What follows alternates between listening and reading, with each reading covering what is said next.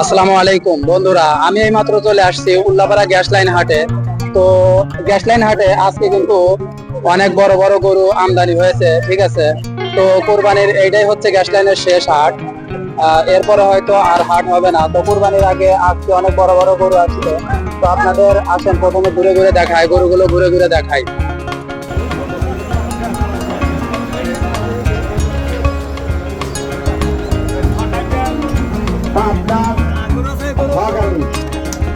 আপনার হকারি আমি যখন তখন না কেন আপনার বড় ভাই আপনাকে খুঁজতেছে, যেখানে তখন না কেন ৭৫ মাইলের সময় দেওয়া করে আপনার বড় ভাই আপনাকে খুঁজতেছে।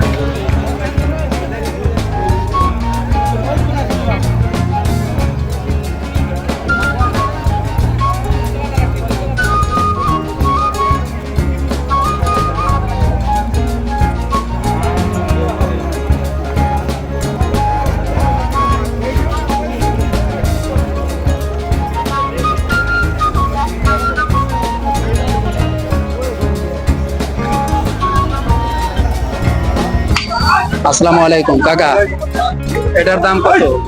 ৪,২০,০০০। ৪,২০,০০০। এটা তো অনেক বড় মাপের গরু। আপনার কি এটা পালের গরু নাকি? পালের গরু। পালের গরু। ও, কোন গ্রাম থেকে আসছে? চরপেছরপাড়া। চরপেছরপাড়া। চরপেছরপাড়া তো বড় হাট।